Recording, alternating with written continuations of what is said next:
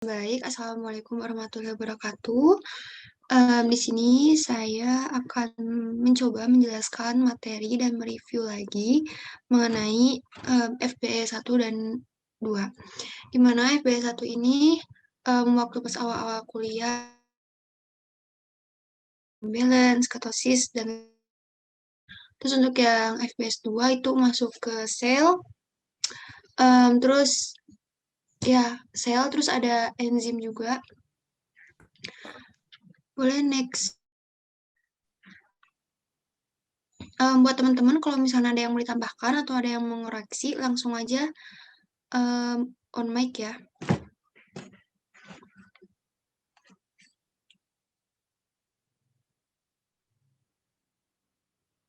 Mana, Mam?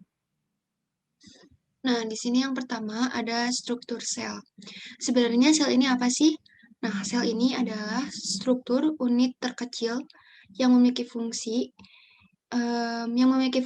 dan struktur yang sama. Nah, di mana si kumpulan sel-sel ini nanti akan membentuk sebuah jaringan. Nah, di mana kumpulan dari jaringan ini nanti dia akan menjadi organ. Kumpulan dari organ akan menjadi sistem organ, dan sistem organ akan menjadi. Nah, si sel ini pertama itu tempat metabolisme. Yang kedua dia tempat menghasilkan energi, terus regulasi dan sebagainya. Nah, di sini sudah terdapat struktur-struktur yang menyusun dari tersebut. Nah, di sini saya ambil contoh gambar sel. Nah, di mana si sel ini memiliki dinding sel yang paling luar. Bentar. Nah, dinding sel ini, dinding sel ini biasa disebut dengan sel membran juga. Jadi yang pertama tuh ada dinding sel. Terus ada membran sel. Nah, dinding sel itu berfungsi sebagai pelindung dari hal-hal asing, baik itu patogen atau bisa juga dari gangguan fisik. Misalkan ada nekrosis atau yang lain sebagainya. Atau bisa juga dari gangguan kimiawi. Nah, jadi si dinding sel ini sebagai protektor bagi si sel. Selanjutnya, nah, si dinding sel juga dia berfungsi untuk memberikan bentuk kepada sel itu sendiri. Nah, jadi kan si sel ini harus memiliki bentuk kan, biar nanti dia bisa berdiferensiasi, berubah bentuk, atau bahkan dia akan membelah diri. Nah, kan sel juga bisa membelah diri. Nah, itu fungsi dari si dinding sel. Selanjutnya ada sel membran. Nah, si sel ini sel membran. Sel membran atau membran sel itu fungsinya hampir sama dengan dinding sel. Namun ada perbedaan di mana si sel membran ini dia berfungsi juga sebagai tempat pertukaran zat-zat yang akan masuk atau keluar ke sel maupun keluar sel. Nah, di mana si zat-zat tersebut bisa berupa air, substansi lain, bisa protein, glukosa, dan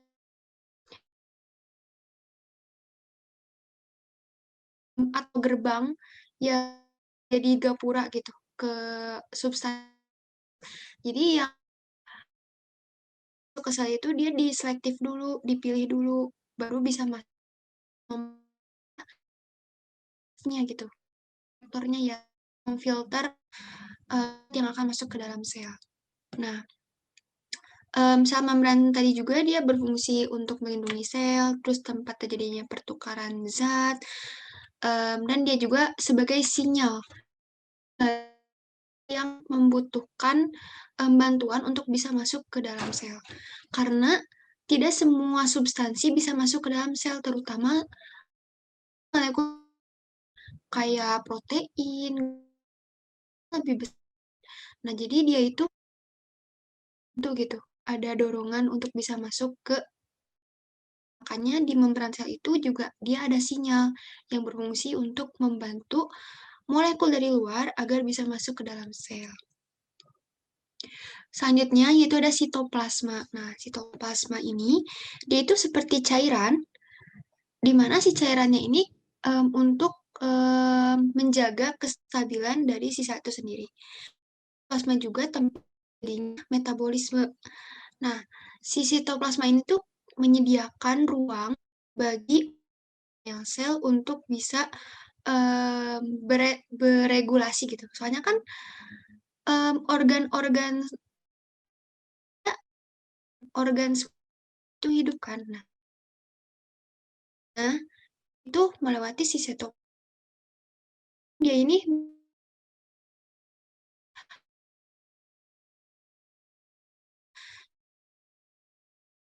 stabilan dari si sel itu sendiri. Selanjutnya ada nukleus. Nah, nukleus ini dia disebut juga dengan inti sel. Ada nukleus, ada nukleolus. Kalau nukleolus, dia itu anak inti sel. Jadi inti sel, dalamnya itu ada anaknya lagi. Itu disebutnya nukleolus. Tapi kalau inti selnya aja itu disebut nukleus. Nah, si nukleus juga dia dilindungi sama membran nuklear. Nah, di mana membran nuklear ini hampir sama fungsinya seperti membran sel, dia ini berfungsi untuk melindungi si nukleus. Karena kan nukleus ini kayak organ vital dari si sel itu sendiri. Dia tuh kayak ketua, kayak leader, kayak kepala sekolah di si sel itu sendiri. Jadi karena banyak aktivitas di sana, dia juga harus dilindungi. Maka dari itu si nukleus ini dia diselubungi dan dilindungi juga oleh membran nuklear. Yang ini ya, membran nuklear. Ingat kalau membran-membran itu pasti dia berada di bagian luar gitu. Nah, itu lihat tuh panahnya si si nuklear itu dia ada di luar kan. Dia membungkus si nukleus dan nukleolus. Nah, apa sih fungsi dari nukleus dan nukleolus? Nah, dia ini berfungsi sebagai pusat kontrol dari si sel. Dia sebagai ketua dari si sel ini sendiri yang dapat mengontrol dan meregulasi si sel itu sendiri. Dan di um, inti sel juga dia berfungsi untuk terjadinya pembelahan sel. Terus dia terjadinya pembentukan DNA, RNA, dan lain sebagainya. Jadi pokoknya si sel ini tuh dikendalikan oleh si nukleolus. Namanya juga inti sel, berarti dia tuh inti dari semuanya dikendalikan oleh dia gitu. Dia tuh sebagai koordinator, sebagai ketua yang mengurus semua kegiatan si sel agar bisa hidup dengan baik gitu. Nah, di inti sel atau nukleus itu terdapat kromosom. Ini dia akan dijumpai DNA, di mana DNA ini nanti berfungsi untuk menyampaikan informasi pewarisan sifat. Dan inti sel juga sebagai controlling untuk menginisiasi adanya pembelahan sel gitu. Terus, nah kromatin juga dia itu hampir sama seperti kromosom, cuman kromatin itu kayak kumpulan dari kromosom-kromosom gitu. Jadi kromosom-kromosom berkumpul menjadi di mana di dalam kromosom, di dalam lengan-lengannya itu dia banyak untayan DNA gitu. Nah, selanjutnya ada ribosom. Nah, sebenarnya ribosom ini ada dua jenis. Yang pertama, ada ribosom yang menempel pada retikulum endoplasma, dan juga ada ribosom yang dia berenang gitu, mengapung-apung di sitoplasma. Nah, lihat itu sebenarnya ribosom, tapi ribosom yang independen, artinya ribosom yang bebas, gitu, yang berenang bebas. Fungsinya sama-sama berfungsi untuk menghasilkan suatu protein. Nah,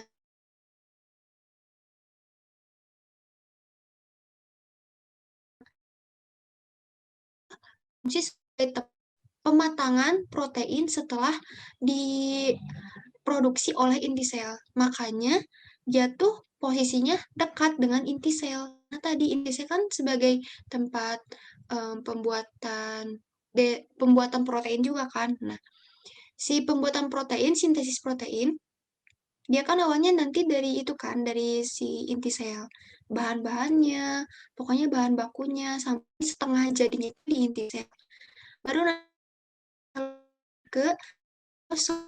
Nah, si ribosomnya ini yang menempel di retikulum endoplasma.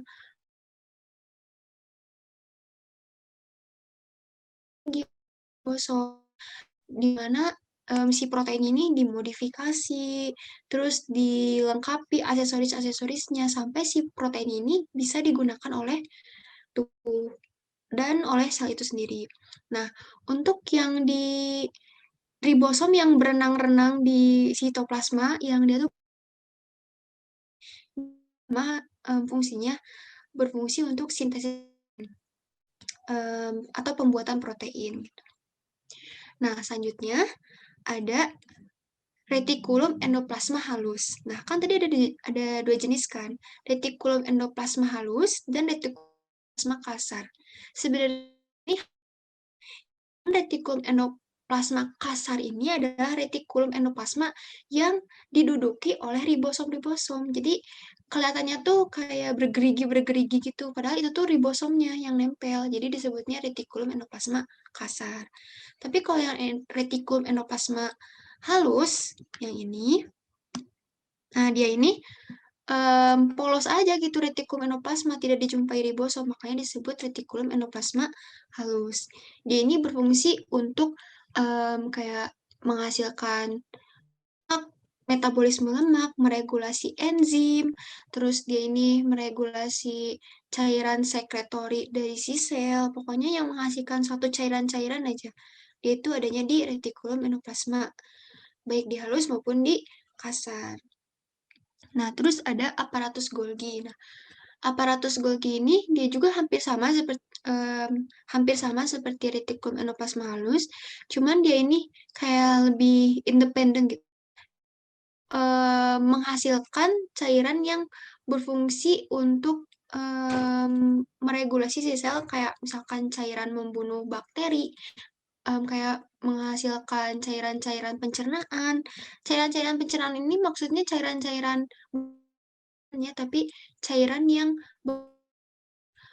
mencerna ada patogen, misalkan ada bakteri. Nah, kan makrofag ini kan apa sih punya cairan khusus juga yang dihasilkan oleh si aparatus Golgi ini. Nah, terus ada mikrotubul. Mikrotubul atau mikrotubulus itu tuh hampir sama seperti sentriol. Mikrotubul sama sentriol ini sama. Membantu dalam pembelahan sel. Karena si mikrotubul sama si sentriol ini dia terdiri dari serabut benang-benang halus dari mikrofilamen. Nah, mikrofilamen ini nanti yang akan membantu pembelahan sel, dan nanti itu dia akan nah, khusus untuk yang sentriol nih, khusus yang sentriol dia ini akan mengecil, nanti akan mengecil apabila si sel akan. Nah, bedanya dengan mikrotubul, kalau mikrotubul dia ini akan lebih banyak dijumpai di pinggir-pinggir, karena si mikrotubul ini kan tadi dia terdiri dari serabut halus mikrofilamen. Nah, di mikrofilamen-filamen itu tuh banyak protein yang berfungsi untuk menyusun dinding sel atau membran sel yang disebut dengan protein ankirin. Nah, makanya mikrotubul kan ada di pinggir-pinggir tuh, ada di dekat dinding sel, membran sel. Nah, karena memang di sana itu ada protein yang membantu untuk pembentuk dinding sel dan membran sel, makanya mikrotubul itu posisinya mepet ke dinding sel. Nah, tapi kalau sentriol dia ada gitu, fungsinya untuk pembelahan sel dan lain sebagainya. Terus selanjutnya ada lisosom. Nah, lisosom ini tuh yang biru-biru, dia ini diibaratkan sebagai sistem pencernaannya sel. Tapi sistem pencernaannya sel ini tuh dimaksudkan untuk apa sih, kayak mencerna patogen yang masuk ke dalam sel yang dapat memberikan dampak buruk gitu. Jadi si bakterinya ini dimakan sama si lisosom biar mati bakterinya. Nah, kenapa sama lisosom? Karena lisosom ini adalah organel sel yang memiliki enzim yang namanya lisozim. Nah, di mana si enzim lisozim ini berfungsi untuk menghancurkan bakteri-bakteri maupun patogen asing, karena dia ini bersifat toksik, bersifat lisis, pokoknya bersifat menghancurkan sesuatu. Makanya si lisosom ini Dia itu sebagai organel yang berfungsi untuk memakan patogen asing yang dapat berdampak buruk bagi si sel. Makanya disebut dengan pencernaan sel. Kenapa? Karena tadi dia bisa makan, bisa menghancurkan, dan bisa mencerna bakteri atau dalam gitu. Nah, dihancurkannya tuh pakai enzim namanya lisozim. Nah, selanjutnya ada mitokondria. Nah, mitokondria ini, yang ini ya. Nah, yang ini. Nah, mitokondria ini, dia ini fungsi um, yang menghasilkan energi. Makanya disebut dengan mother of energy, mother of power. Pokoknya dia itu bank dari si sel itu sendiri. Kenapa? Karena sel mendapatkan energi ya dari si mitokondria ini. Ini melakukan proses respirasi, melakukan proses metabolisme, di mana tujuannya ini untuk menghasilkan energi dalam bentuk ATP. Nanti si ATP-nya ini digunakan untuk sel itu sendiri biar bisa hidup dan bisa bekerja dengan normal gitu. Nah, jadi si mitokondria ini dia berfungsi sebagai respirasi sel, metabolisme sel yang menghasilkan suatu energi. Nah, terus si mitokondria ini juga dia punya struktur tertentu. Nah, karena apa? Karena kan si mitokondria ini dia kayak gini nih. Dia tuh kayak gini ya bentuknya. Terus ada dinding lagi, kayak gini. Terus dia tuh ada kayak gini, kayak ada labirin. Nah, apa di proses dari metabolismenya ini dia kan memerlukan proses yang panjang, alur yang panjang juga. Nah, makanya di mitokondria ini dibentuk sedemikian rupa biar dapat menghasilkan energi yang baik. Nah, ya sama mitokondria yang berfungsi untuk melindungi mitokondria dari berbagai gangguan fisik maupun kimiawi. Terus di dalamnya juga ada matriks. Nah, di sini tuh pokoknya ada matriks-matriks gitu. Ini membran luar. Nah, yang bulat kedua itu membran dalam. Ininya fungsinya hampir sama, cuman ya bedanya membran dalam ini berfungsi untuk melindungi daerah mitokondria yang terdalam juga. Nah, terus ada matriks sejenis kumpulan dari cairan-cairan atau ruangan yang berfungsi sebagai tempat terjadinya siklus Krebs, di mana siklus Krebs ini nanti dia akan mengolah dari bahan yang molekulnya ini besar, dipecah menjadi molekul yang lebih kecil dan dihasilkan menjadi ATP. Nah, di mitokondria ini nanti di sanalah terjadi proses siklus Krebs untuk menghasilkan suatu energi. Gitu. Nah, terus untuk silia ini tuh sebenarnya kayak modifikasi gitu. Tidak semua sel memiliki sel yang memiliki silia. Kayak contohnya di organ-organ pernafasan, misalkan kayak di trakea, di hidung, juga di bagian saluran pencernaan. Pokoknya yang memiliki mukus-mukus, pokoknya mukus-mukus tuh kayak lendir-lendir gitu. Nah, kenapa silia ini berfungsi yang pertama dia tuh kayak penyaring, penyaring sesuatu. Misalkan ada patogen misalkan, nah dia tuh disaring dulu sama si silia ini kayak ditangkap gitu. Terus yang kedua bisa juga sebagai alat gerak.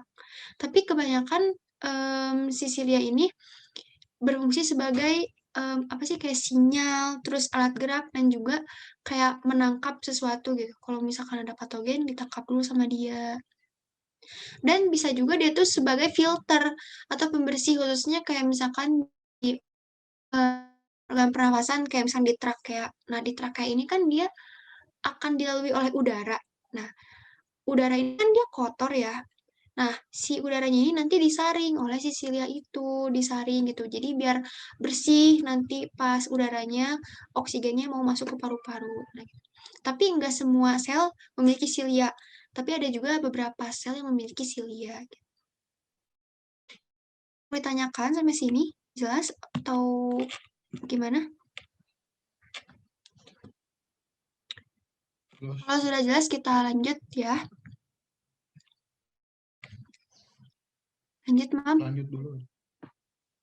Oke, nah ini adalah struktur membran sel. Nah, kenapa kita sih tugas atau diminta untuk mempelajari membran sel secara detail gitu? Karena membran sel ini kayak gerbang dari suatu mana kan dia punya aktivitas gerbang membran. Nah, membran sel ini disebut juga lipid bilayer. Kenapa? Yang pertama, fosfat dan lipid. Nah, fosfat dan lipid ini dia tuh penyusun dari si membran sel. Terus bilayer. Bilayer ini artinya B itu 2, layer itu lapisan. Terdiri dari 2 lapisan. Jadi, membran sel ini disebut bilayer karena dia terdiri dari 2 lapisan dan lipid.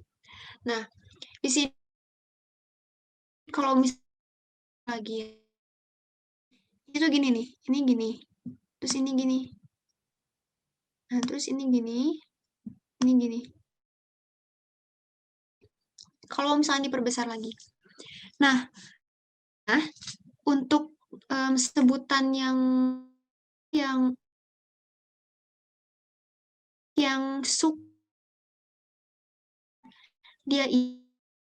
kan berada di bagian terluar. Nah, makanya dia ini dari si fosfatnya. Dia ini bagian terluar yang bulatnya. Itu tuh terdiri dari si fosfatnya. Kenapa? Karena dia ini suka air. Kalau suka air ya berarti bisa reaksi dengan air kan. Makanya dia posisinya ada di bagian luar. Karena kalau misalnya di bagian luar nanti kan dia akan bertemu dengan air, molekul lain. Pokoknya dia yang berinteraksi langsung dengan air maupun zat lain. Disebut dengan hidrofilik. Hidrofilik. Untuk yang suka air disebut dengan hidrofilik. Kalau yang suka air otomatis makanya posisinya dia di bagian terluar. Makanya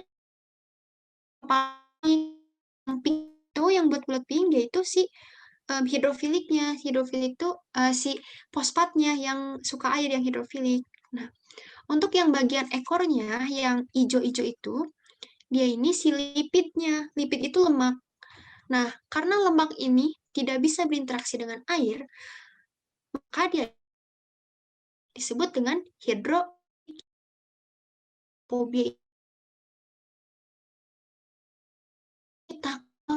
Kalau hidrofobik artinya takut air. Hidro itu kan air. Berarti hidrofobik ini takut sama air. Siapa yang takut sama air? Ya minyak. Karena dia kan tidak bisa berinteraksi dengan air kan. Nah, makanya posisi dari si lipid makanya nih, di bagian terluar dia ini tersusun dari fosfat, di bagian dalam yang hijau-hijau ini dia tersusun dari lipid.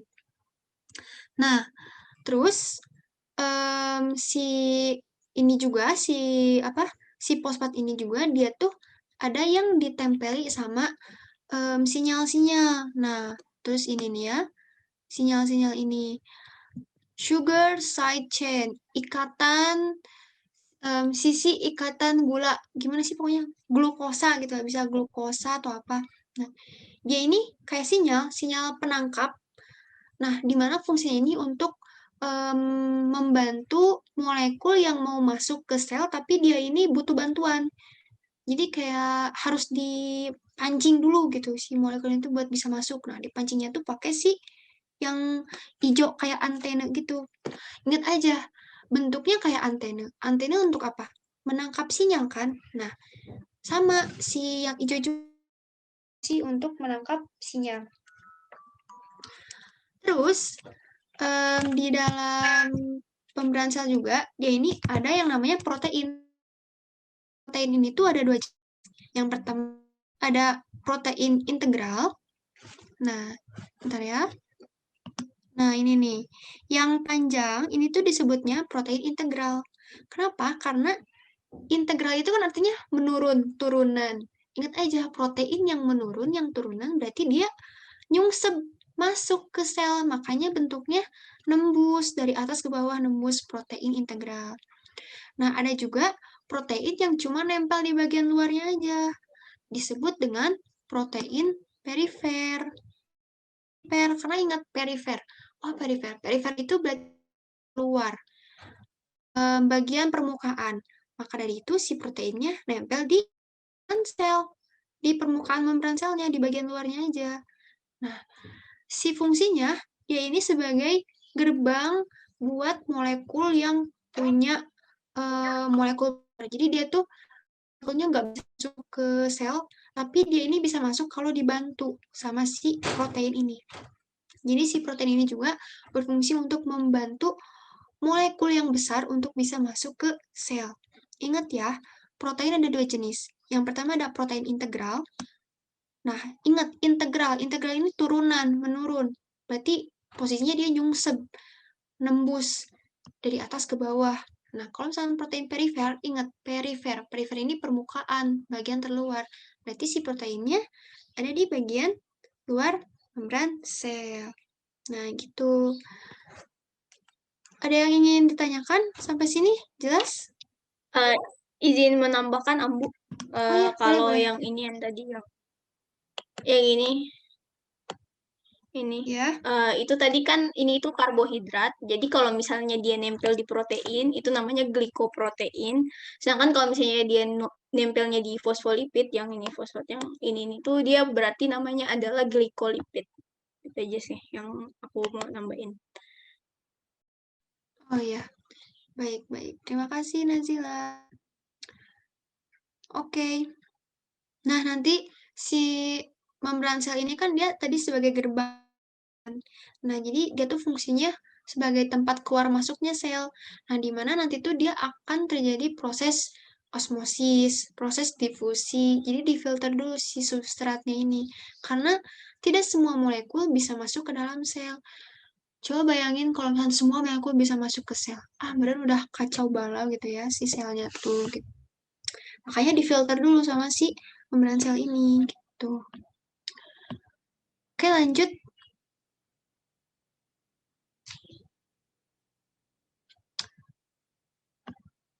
Nah, selanjutnya ini ada difusi dan osmosis. Nah, difusi dan osmosis itu dia tuh kayak suatu proses si molekul bisa masuk ke dalam sel. Nah, kalau misalkan difusi, dia ini kayak melewati dia tuh terfilter dulu karena si molekulnya ini dia lebih besar daripada si substratnya. Nah, jadi diibaratkan, bentar ya. Nah, ini tuh yang biru tuh air. Yang merahnya ini molekulnya. Nah, untuk yang si difusi ini, si molekulnya itu lebih sedikit dari si airnya. Jadi filter akan terseleksi untuk bisa masuk ke dalam membran. Nah, kalau misalnya osmosis, dia ini lebih banyak airnya dibandingkan dengan si si molekulnya. Nah, untuk yang difusi, ini ada yang disebut dengan osmosis, ini ada yang disebut dengan semi-permeable membran. Semi-permeable membran itu artinya, nah ini nih, ini yang hijau tuh sebagai gerbangnya, sebagai pintu untuk masuk si molekulnya. Nah, kenapa semi-permeable? Karena semi-permeable itu kayak apa sih kayak carang gitu, carang si si pembatasnya ini. Jadi si molekul-molekul yang merahnya ini nanti akan masuk lewat si celah itu. Nah, kalau misalkan yang difusi, lihat nih, ada high solute concentration. Kalau osmosis dia ini low solute concentration ke high solute concentration. Jadi dia ini kayak kalau misalnya yang difusi, dia ini perpindahan zat dari substrat yang lebih tinggi ke yang lebih rendah. Kalau misalkan yang osmosis, dia ini perpindahan dari yang rendah ke tinggi. Gitu. Ada yang mau tanyakan nggak? Mungkin ini agak sedikit pusing ya. Gimana ya nginiinnya? Bentar. Nazila ada masukan nggak nih buat yang ini? Aku juga bingung nih ngejelasinnya yang difusi sama osmosis.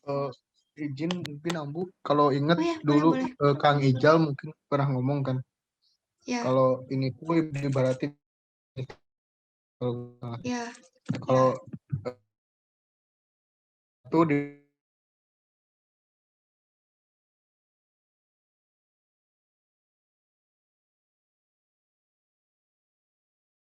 dia airnya itu munculnya itu dari atas ke bawah, jadi dari si high solute ke bagian low solute. Nah, kalau osmosis itu dibaratin sama air mancur gitu. Kalau air mancur kan dari airnya itu dari bawah ke atas, jadi dari yang rendah, dari yang low itu ke high gitu. Jadi tinggi. mungkin dari itu gitu. Bedain mungkin kalau pusing. Coba jelasin lagi, Ambu, mungkin takut agak sama Ya. saya gak ngerti. Berarti yang difusi ini perpindahan zat dari konsentrasi yang tinggi ke yang rendah. Berarti dari tinggi ke rendah ini bisa diibaratkan dengan air terjun. Air terjun kan mulainya dari atas, terus dia jatuh ke bawah. Berarti ibaratnya dari atas ke bawah, dari tinggi ke rendah. Nah, makanya dari tinggi ke rendah, si difus ini disebut dengan perpindahan dari zat yang berkonsentrasi tinggi ke zat yang berkonsentrasi rendah. Kalau yang osmosis ini, perpindahan dari konsentrasi zat yang lebih rendah berpindah ke konsentrasi zat yang lebih tinggi, diibaratkan dengan air mancur. Karena air mancur ini kan mulainya dari bawah, dari rendah ke yang lebih tinggi gitu. Ya makanya tadi perpindahan zat dari yang lebih rendah ke yang lebih tinggi, diibaratkan dengan air mancur. Kalau difusi diibaratkan dengan air terjun, kalau osmosis diibaratkan dengan air mancur. Oke, siap-siap. Ngerti. Teman-teman?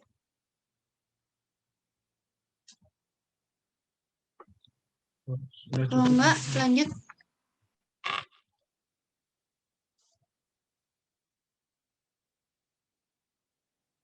Nah, ini yang kedua ada jenis-jenis membran transport. Nah, membran transport ini ada dua jenis. Ada pertama, transportasi aktif dan transportasi pasif. Nah, untuk yang transportasi aktif, dia ini adalah membutuhkan energi dalam bentuk ATP. Jadi si aktif ini tuh pokoknya ingat untuk aktif ATP. Nah, itu ATP karena dia ini aktif membutuhkan energi kan untuk bisa berpindahnya. Nah, kalau misalkan yang pasif, dia ini tidak membutuhkan ATP. Jadi ya udah gitu masuk-masuk aja gitu si substratnya tidak perlu membutuhkan energi.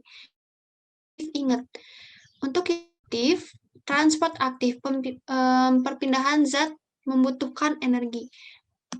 Aktif, ingat sama ATP. ATP ini untuk apa? ATP ini apa? ATP ini energi. Oh, berarti aktif transport adalah transportasi yang membutuhkan energi. Berarti kalau pasif kebalikannya, dia tidak perlu membutuhkan ATP. Berarti tidak perlu untuk melakukan perpindahan zat gitu. Nah, terus ada satu lagi nih tambahan perpindahan zat yang dia ini membutuhkan molekul pembantu, bisa dengan glikoprotein atau yang lain sebagainya. Kenapa? Karena dia ini molekulnya lebih besar, jadi dia tuh perlu dorongan gitu dari luar. Nah, tapi untuk jenis utamanya ini ada dua tadi, pasif transport sama aktif transport. Nah, lihat nih, untuk yang pasif transport, nah dia itu disebut dengan simple difusi gitu. Dia itu biasanya nih cuma kayak air masuk lewat aja gitu, air masuk lewat gitu keluar. Yang molekulnya ini kecil gitu, molekul-molekul kecil. Nah, sedangkan yang untuk aktif transport Nah, kenapa dia ini membutuhkan energi? Karena dia itu butuh effort untuk ngemasukin maupun mengeluarkan zat. Nah, biasanya ini dia itu molekul-molekul yang berukuran besar. Nah, kenapa? Karena ya tadi dia tuh harus ada yang nge-push gitu, harus ada effort dulu buat ngedorong keluar ataupun ngedorong ke dalam gitu. Jadi ingat ya, untuk yang aktif transport, ingat aja sama A, aktif.